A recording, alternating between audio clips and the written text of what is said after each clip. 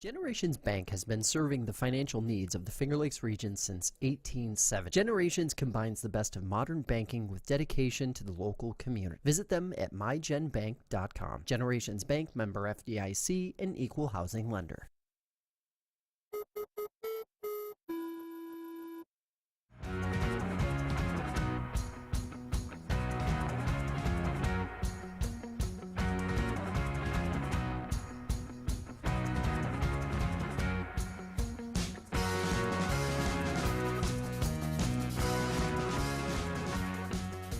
All right, everybody, welcome into Concrete Jungle, a New York baseball podcast here on FingerLakes1.com. Paul Russo and Kyle Evans here with you. The Yankees, for the first time since 2009, back in the World Series. Good times to be had in the Bronx. The Mets run comes to an unfortunate end, but a season that exceeded expectation, I would say, probably in Queens. So a lot to get to, Kyle. Good seeing you. I know you are happy for now in the moment. What was your experience like Saturday night as a Yankee fan? Yeah, I mean, it was hard for me to believe. As Yankee fans, you've just dealt with all the heartbreak over the last 7 years since Aaron Boone's been there. You know, when they got to game 7 in Houston in 17, and for them to finally get over the hump. I know a lot of people are out there today saying that, the Yankees had an easy ride to the World Series, but as if it's the Yankees' fault that those were the opponents. I mean, it's so tiring hearing that. But yeah, just excited, and it does suck that the Mets are gone. Because I was down for a Subway Series, but either way, they had a great year, and they definitely went above and beyond their expectations.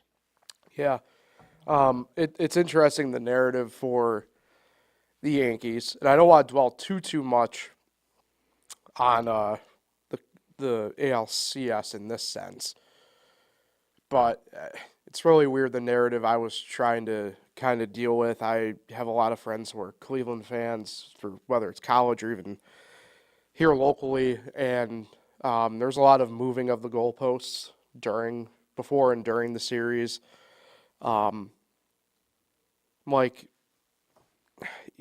Pick what lane you want to be in, I guess, in a sense, right? Like, this is a really good Cleveland Guardians team, who they should probably have most of that group back. And to act as if they were, not to disparage this team, but to act as if they were like the Colorado Rockies this year is absurd to fit that narrative. And then, again, it goes back to the pick the lane narrative, right? Where it's like, oh, it's us against everybody. I'm like, but you literally put out memes saying that it's everybody rooting for you guys. Like, pick what lane. Pick what lane. That's all I'm asking. Yeah, I mean, I don't get it either. I know they played in the AL Central, and that's what everyone talks about. They're just Ended up being a pretty good division this year.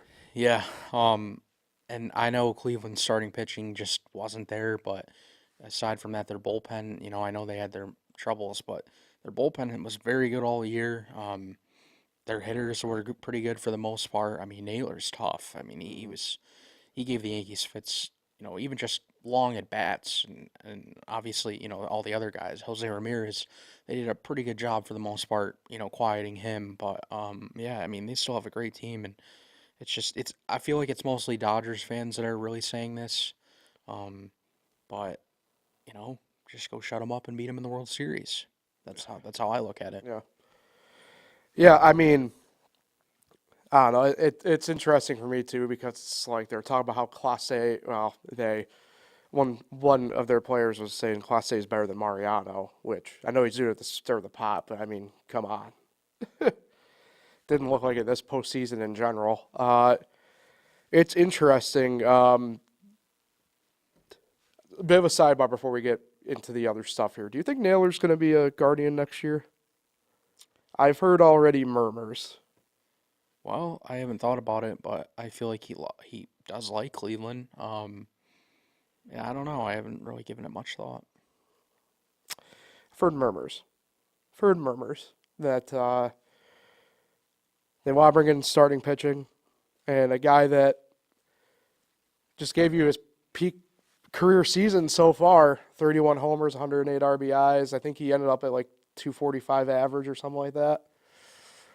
I don't know. It'll be interesting, but that's a different discussion for a different podcast.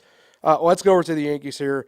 Wanted to start off quickly with what I said last Thursday open up. Remains the same here. Giancarlo Stanton, my God. It's crazy. I'm not surprised he got the ALCS MVP, but like it caught me off guard because I figured in the moment, and I don't know how the voting exactly works in this sense, but I figured in the moment like Juan Soto had a very good possibility of getting it. That might just be because of the relevancy of the home run to the ending of the game, but yeah, I mean, again, this is a different series of Giancarlo. It's just either not producing or not in the lineup at all. He really put a lot of burden of that, frankly, really top half of that batting lineup, the order, on his shoulders, and he took it and went with it. Yeah, I mean, all his home runs in the ALCS were in big spots. I know it's the postseason, so it's always in a big spot, really. But I mean, they're down 2-0. They're getting nothing on offense, and Stanton, with 2 outs, 2 strikes, sends it over the wall to tie the game. I mean, just a big moment, to kind of give them a spark, and because it just felt like dead for the first 6 innings. And then you think back to the game they did lose. Stanton puts them ahead after Judge ties it off Clase. So yeah, I think it was just the timing. My graphic was already pre-made. I knew he was going to get MVP. Soto's home run obviously was the difference, but based on the series and in the moments, Stanton definitely deserved it. Yeah. Yeah. I mean, now ultimately you hope that this more or less week off, right, doesn't cool him off too much. Yeah, I mean, Juan Soto is kind of right behind him in my eyes of series-defining moments. I mean, outside of even the home run, I mean, just a ton of good at-bats and stuff like that. Aaron Judge, good to see him get a little bit of the cold streak off him in the playoffs a little bit. Wasn't too much, but I'm sure for him, despite what Game 3 really ended up being for the Yankees, I'm sure it probably felt pretty good for him to at least get a homer in that situation. Glaber continues to really impress out of this leadoff spot. I don't think many people really realized, Kyle, until we got really to games 4, 5, how good Glaber's really just been out of the leadoff spot. We've been talking about on here, but like I mentioned to my dad, for example, the fact that he's batting now, I believe it's north of 380 right out of the leadoff spot. Combined, that's the case. And he goes like, really? I'm like, yeah, like he's like doing beyond well out of the leadoff spot since he got put in it. Other than that, we did see a little bit of a lineup change, which we kind of expected last week. It's tough. I'm imagining we'll probably see pretty much a similar lineups that we saw in Game 5, in my mind, that we'll see in Game 1 against Flaherty. Could be a little bit wrong, but I think it's hard if you're in Boone's shoes and the Yankees' shoes to really mess with that lineup any more than you really have at the moment until you kind of get through Game 1 against the Dodgers, in my mind.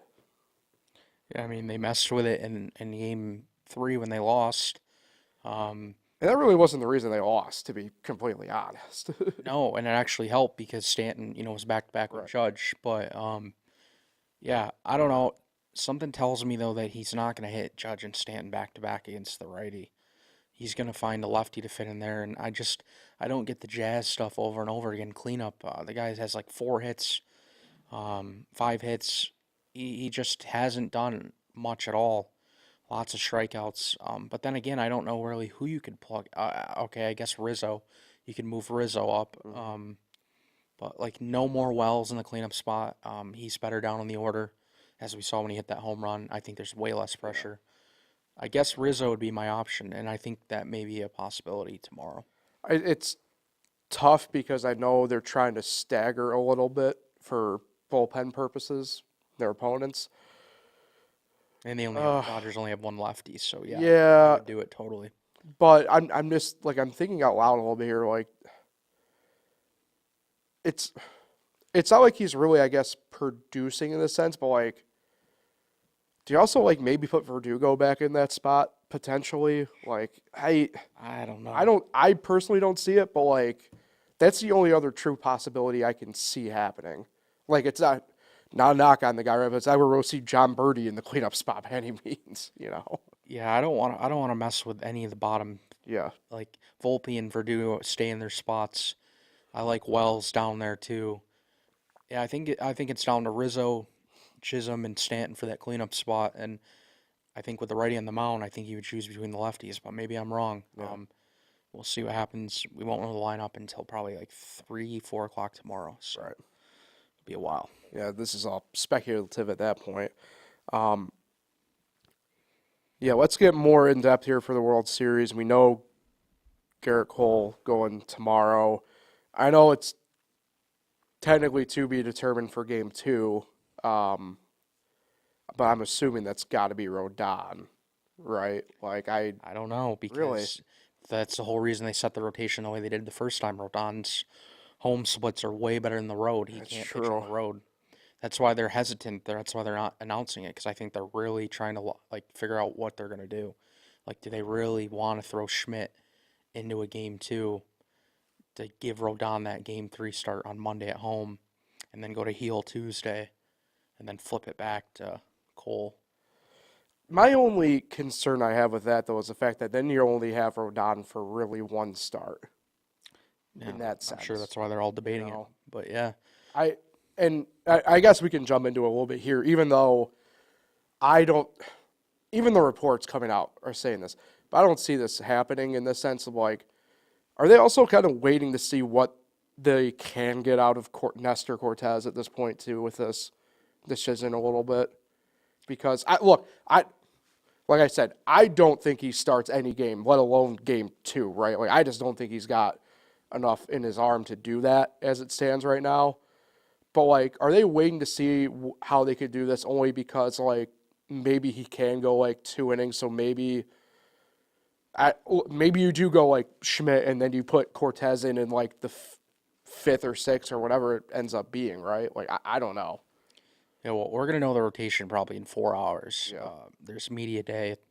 Yankees are in LA. I think they will announce it today. So, of course, right when we end the podcast, we're gonna know. As a tradition. But yeah, I would probably go Carlos Rodon, but the road and home splits are real. Like Yeah. it's a No, I big know. difference. I know. But then again, it's risky if you do Clark in Game 2 because Clark is also better at home than the road. I personally, if you're not gonna go Rodon, I would go heel in Game 2 though. If you're gonna do that, then I would just roll with heel in Game I think their 2. trust level with Heel. I think him being a rookie, his loss for the strike zone at times, he gets so wild. That's why his leash was so short in Game 4.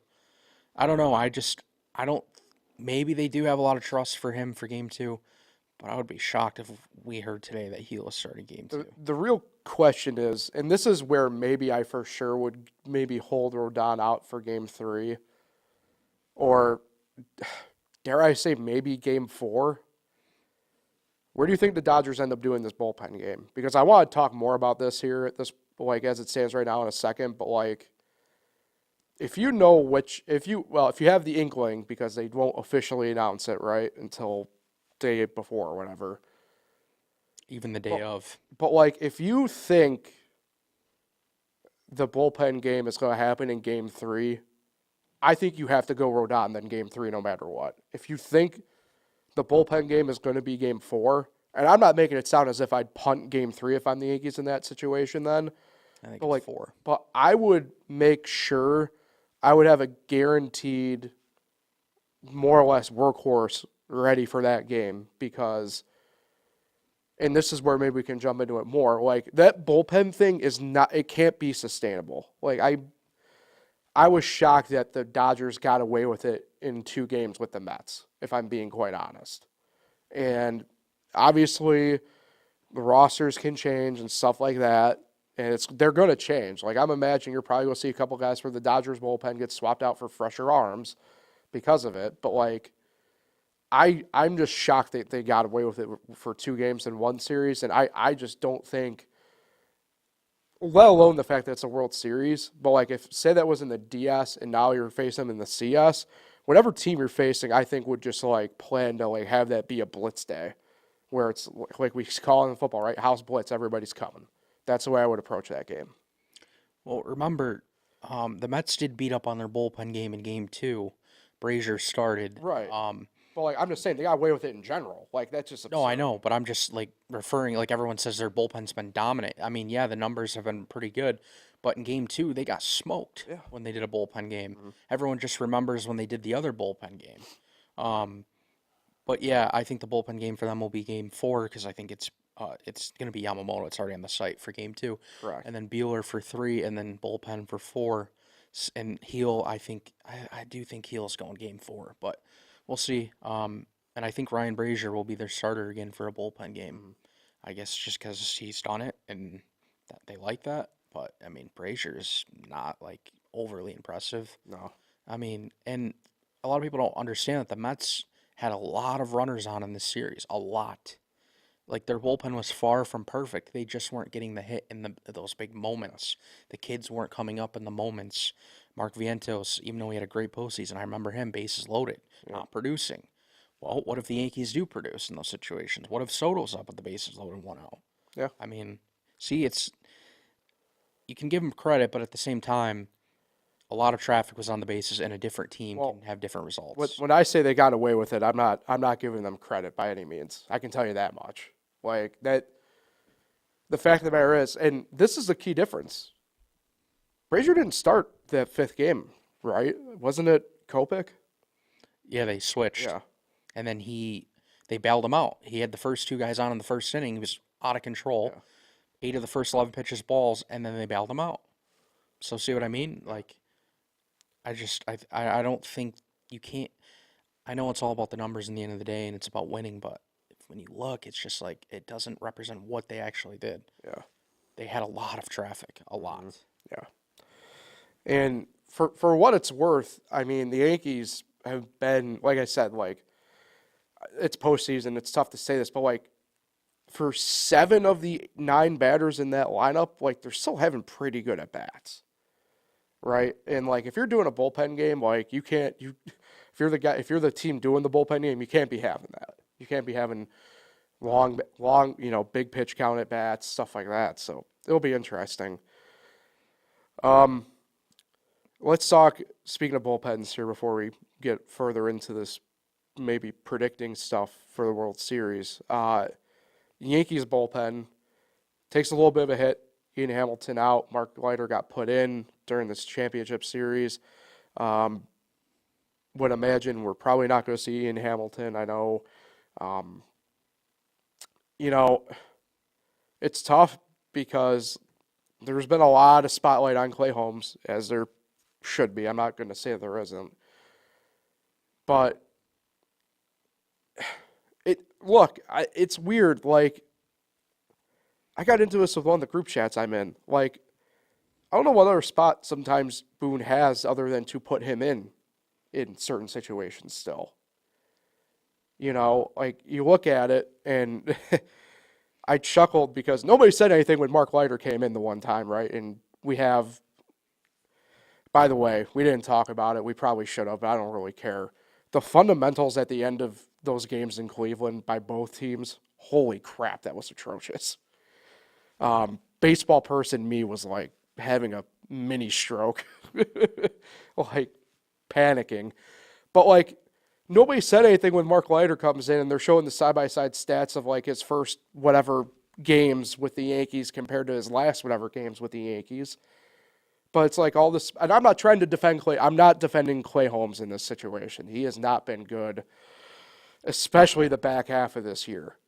But like, I think I'd rather still roll Clay Holmes than Mark Leiter if I'm being completely honest. Like, that's just the way it is.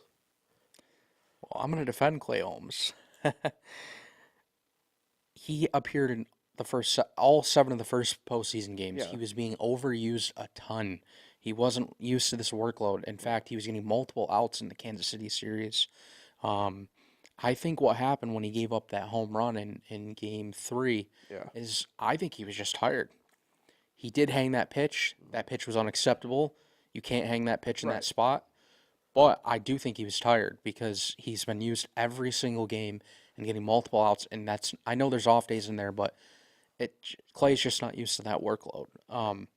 And before that home run he gave up in game 3, he had been perfect. He had not ever allowed a postseason run.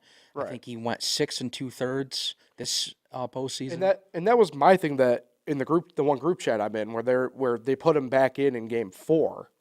Yep. And they're just like, why would you do that? I'm like, I would go back to him in that, like, why wouldn't you? You know, like that's my thing, where it's just like, look, I get he hasn't been great, but like you said, that was his lone at the time. That was his lone blemish. Like, why wouldn't you go back to him? Yeah, and I mean, all the guys are really getting overused. I mean, Weaver's you can Sheesh. tell Weaver Yeah. Weaver just is out of gas at times. These off days were Oh, you awesome. could, yeah. And Jay Cousins has been huge, but again, it seems like you're using him a lot all of a sudden a lot lately after he didn't pitch much in the Kansas City series. Can I tell you who really needed this break? Tommy Kahnle's changeup grip. What is the number? He's thrown like a crazy amount of changeups in a 40, row. is it 40 something straight now? It's a 44, Yeah. and it works. Okay. So keep doing it. Yeah. That's what I say. Yeah, I mean, and to go off of that, right? I mean, the combo of what ended up being the combo really of Kahnle and Weaver at the end of those games was just,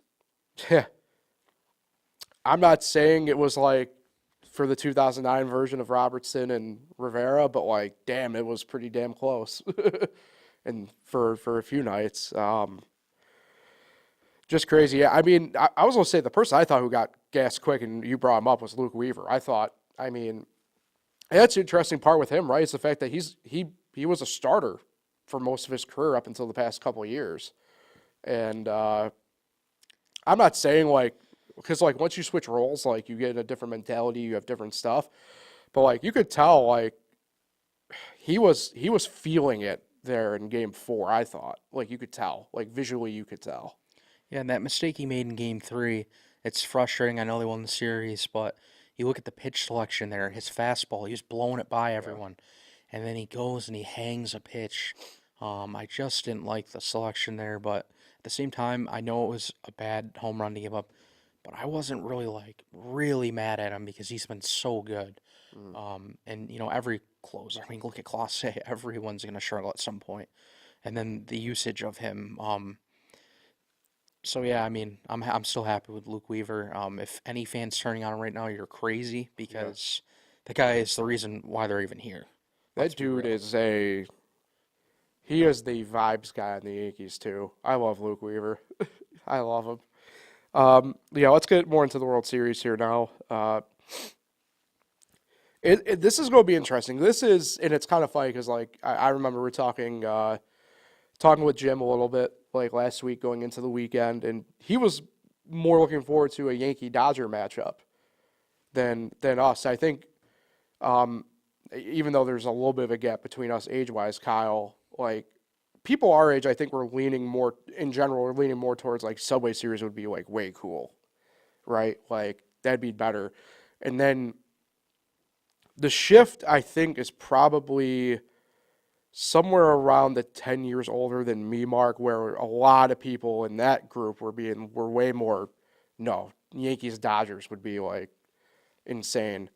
And so we get a matchup we haven't seen since 1981 in the World Series. A lot of people have been itching for this matchup for a while. This one I know for sure. This is the most common World Series opponents. Am I saying that right? Or matchup, technically, right? Yeah, matchup. However you technically say it. In MLB history, this is huge. Like, it ties the Celtics Lakers for the most championship round matchups among all 4 major sports. Wow. Yeah. I mean, it's big, really big. Yeah, this is culturally big, like, to the point that people who don't, I don't want to make it sound like they don't care about baseball, but I got friends who like kind of care less. They're just like, they are coming around to the fact that they're going to be watching this World Series. Like, this is a pretty big cultural deal. And if you don't get excited by that a little bit, like, that's on you. Like, that's on you. Yeah, I mean, I hear a lot of people saying they hate the Yankees and Dodgers. Well, that's fine, but you don't have like individual players, at least on the teams, that you enjoy watching, or, just like even one. Like, for example, if I'm another team, I shouldn't be having a problem with Aaron Judge. What has Aaron Judge done for him to be hated other than that? I guess he's a Yankee. I mean, he's very classy. He goes about his game and hits a lot of home runs. I mean, isn't that not fun? And then you go to Otani, Yeah. who does it all. Yeah. I mean, so if you're a non-Yankee and Dodger fan, why can't you just watch for those individual players? It's really weird because, and I don't know if this is maybe like a me just getting older type thing here, but like, there's not a lot of hateable guys on either team in the grand scope of Freddie it. Freeman's awesome. Yeah, Mookie like Betts. Mookie Betts.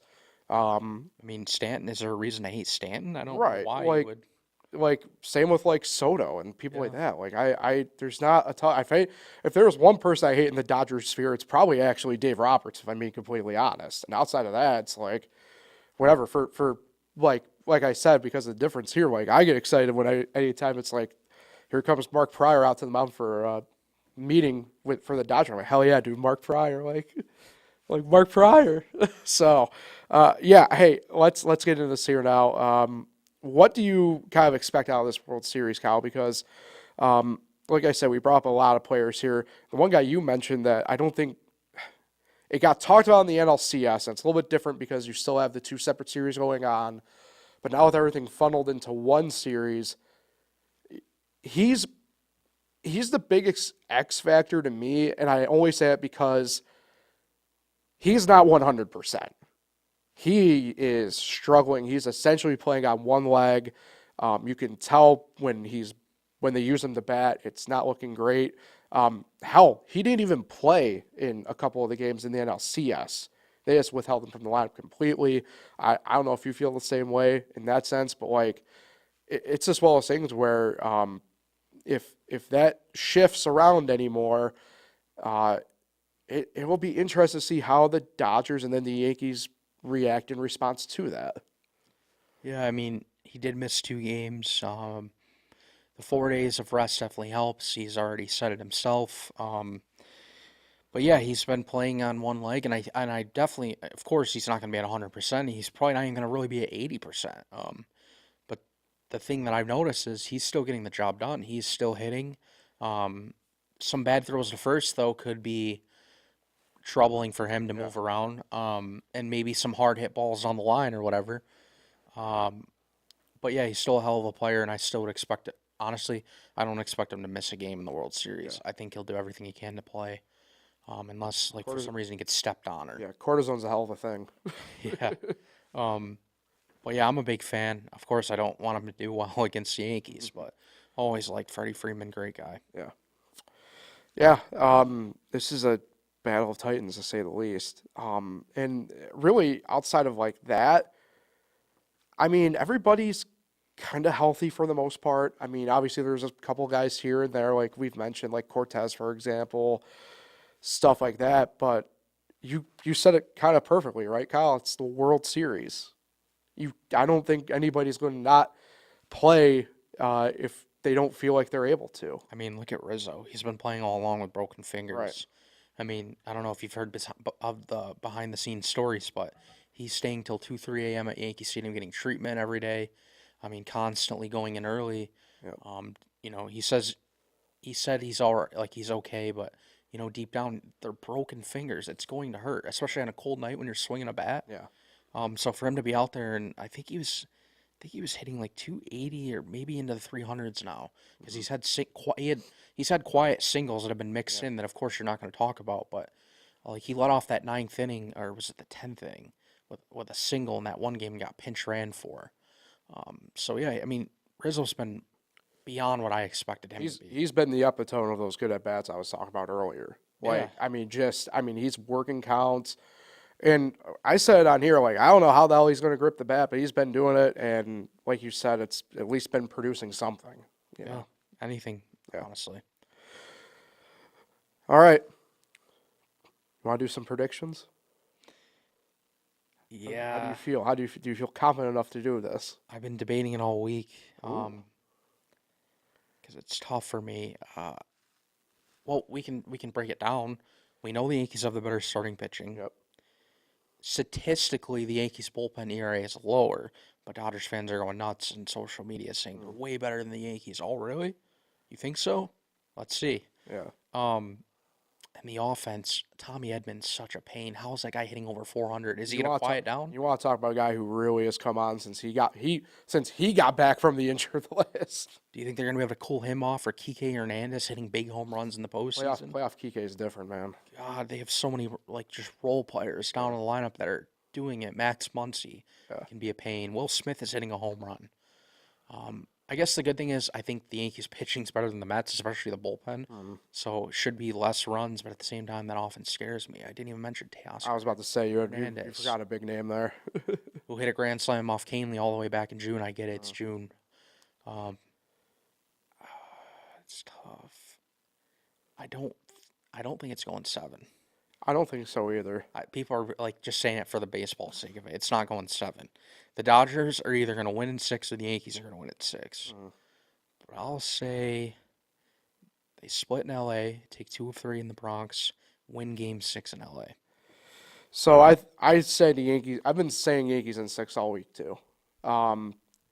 So likewise, I think offensively is where it's going to really come down to, if I'm being honest, because while the Yankees do have the edge starting pitching wise, and I do recognize the Yankees have an advantage. I do think it's a little bit closer in the bullpen right now than people give it credit for. Kind of goes back to a little bit of what we talk about, kind of all the time through the year, right? Which would you rather have, just clearly the better one, or do you want to have that momentum? And because of that, frankly, closeout performance for them, like, it's hard to kind of say that the bullpen for the Dodgers does have a lot of that momentum going now. I get the Yankees do too. I mean, but not to disparage a guy, but me and you jokingly talked about on Monday, Kyle, like how in the hell did Anthony Banda all of a sudden come on like the way he has? And so I think the bullpens are a little closer than people give them credit for it in the moment. I think it's going to come down to the offense, right? Like who of these bigger guys, right, your headliners, are going to deliver the knockout blows? But really more importantly, and you brought it up, right?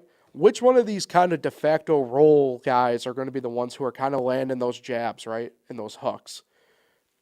I think that's where I kind of like the Yankees a little bit better, if I'm being completely honest. And a lot of that, to me, I think is highlighted, and it's kind of weird saying it like this, but, like, look at Rizzo's at-bats compared to, like, Muncy's at-bats. Like, you'd rather have the Rizzo at-bats. And so, like, it's stuff like that where I look at them, like, I feel way more confident in that than this. And so that's why I lean, and I'm going to lock in, much like you, with Yankees in 6. Yeah, look, if they had Tyler Glasnow, Kershaw, even though Kershaw wasn't very Kershaw good sucks. until he got hurt, but still, I mean, postseason Kershaw, I mean, Sucks. yeah, like Tony Gonsolin, Gavin Stone, Yeah. Dustin May. If they had all them guys, Brandon this is Knack. completely different. But yeah, I just think their pitching is probably going to be what holds them down, and I think the Yankees will do just enough to beat them.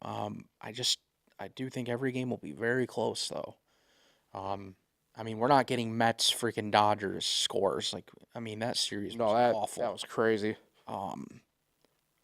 But yeah, I think yeah, like Glaber, if he keeps getting on base, leading off innings, I think Verdugo's actually had some hits, believe it or not. Volpe's actually been getting on base. Those guys are so key to, we saw in the regular season when when Soto and Judge don't get any help, they don't really win many games. Right. So they just need to continue to get help and get on base for them guys. And I know Judge got that home run, but he still needs to get going too. He has 5 hits. Yeah. So yeah, definitely not very confident because the Dodgers are good. Yeah. But at the same time, I guess I'll just believe in the team because they're in the World Series. So And I think part of it too is like I think there's a recognition that this might be the only shot you actually have with this team. Like I do think at the end of the day Soto re-signs with the Yankees. I think Hal comes to his senses right and ponies up. But like there's a real possibility that Soto ends up with whether it's the Mets next year. And again, I said this yesterday, and I don't think people realize, like, there's a possibility that man ends up back in Washington. I'm just letting people know. It just is what it is. They got money for him. He likes them. They like him. They've been on good terms since he got traded to San Diego. I think it's a possibility he ends up back in Washington.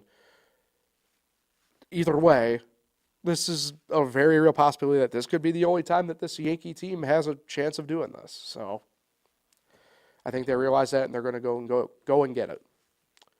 yeah, what was I gonna say? Just had a thought. About Soto, you said you think he's gonna be a Yankee next year. I don't. That's why I think this is so important. Because going and losing the World Series, and then losing Soto in the span of a few months. Yeah. Wow, that's a crusher. So please finish this off. And I think it's very important to jump on their starting pitching very early. Get into their bullpen. Make them use their bullpen a ton, Right. even more than their bullpen games. The Yankees have to do a better job in the first inning. They're getting Glaber and Soto on, but the guys behind them aren't finishing the job. They got Right. to. And that's the one thing I think the Mets kind of struggle was in the bullpen games, they're trying too much to try and drag those guys out when, like, I think it was it Honeywell that they ended up using across like 3 innings or so. Yep. Like when they realized it got out of hand, so they were just like, screw it, we're just gonna leave them out here. We'll burn them for the next day. But like, why burn one of the other guys next in line then? Like that's why, like you said, it's important to actually do it on the non-bullpen days to get those guys then, and not in the game that they're actually going to use them. Yeah, and of course the Dodgers starters, their first 2 of the series, there's storylines behind them. The Yankees passed on Flaherty at the deadline because of his back concern.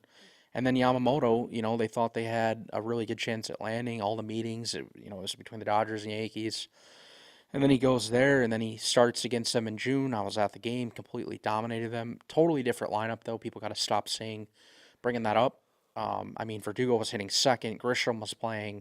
Soto was out. Why are Dodgers fans even bringing those games up? Fits the narrative. But yeah, storylines here. The Yankees got to go and beat these guys. Because it's a bad look too. You passed on Flaherty. You guys got a 70 ERA in the postseason. Yeah. Just gave up what, 8 runs? Yeah, 8 runs to the Mets. Go beat them. And it's not like Yamamoto's looked great either in this postseason. He's got a 5 ERA. Yeah. So you gotta, like you said, you gotta jump and get them early. All right, before we get out of here, do want to spend a minute here on the Mets. Obviously, unfortunately, season comes to an end in the NLCS, but compared to where they were at the start of the year, definitely exceeded expectations. We'll do more of a wrap up on them, obviously, once we get through the World Series and we get to like our postseason podcast. But for me, it's a really good platform to build off of now. It shows that clearly you can get deep into a run with what you have. So there's maybe not a ton you necessarily have to tweak in terms of the overall structure, I'll call it. There are things that they need. I think they still need to go out and get a starting pitcher, as is the case with numerous teams. I know that's baseball, but I think for the Mets, it's a pretty glaring one as well. You're going to have to deal with the hurdles of this Pete Alonso free agency. I still personally don't think they should retain him. I would assume go out and ideally, who they probably should go and get. And I know this is not for the podcast right now, but whatever. Go get Christian Walker. If you're the Mets, Christian Walker's probably should be, number one, hypothetically here with this Pete Alonso stuff, my opinion. But, clearly you don't need to go out and get an uber lot, right? It's pretty apparent that the kids can play. I know Alvarez and obviously Vientos in a couple moments didn't didn't show up, but like Vientos had overall a really great postseason, right? Alvarez, once he got through that thumb injury, had a really good regular season again.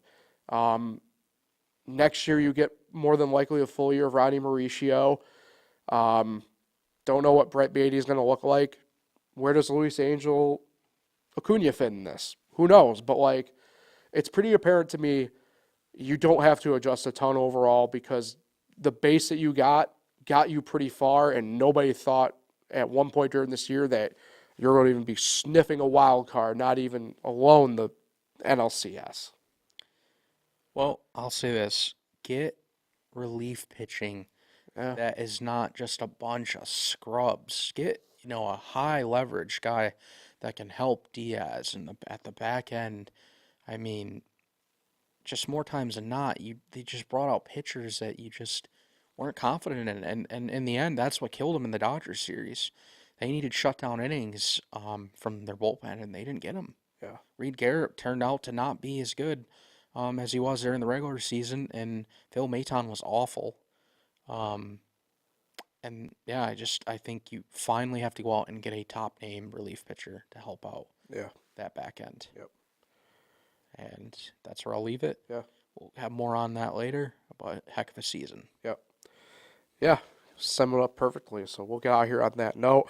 No matter what, we'll be back next Thursday. Ultimately, the hope is we're in a pretty good spot for the Yankees. If not, who knows? But if our predictions hold true, we'll be talking about the final few games anyway within the series. Oh, my God. The World Series could be over next time we talk. Hypothetically. Oh, no. So what would that be? Game 5 is Wednesday. Game 6 is Friday. So we'd be previewing Game 6 if there was one. Correct. Got it. Yep. Hopefully we are. I mean, hopefully there's not like a crazy sweep. Hey, we both think it'll at least get to 6 anyway, so. Yeah. Hey, that'll do it for Concrete Jungle this week. Appreciate everybody for watching and tuning in and listening. Back at it again next Thursday. Hopefully with the Yankees in control. If not, I don't know. We might be having different discussions about a lot of things here that we didn't talk about today. So Heated discussions. Yeah, most definitely. So enjoy the weekend, everybody. Enjoy the World Series. It's the best thing in the world. We'll talk with everybody next Thursday.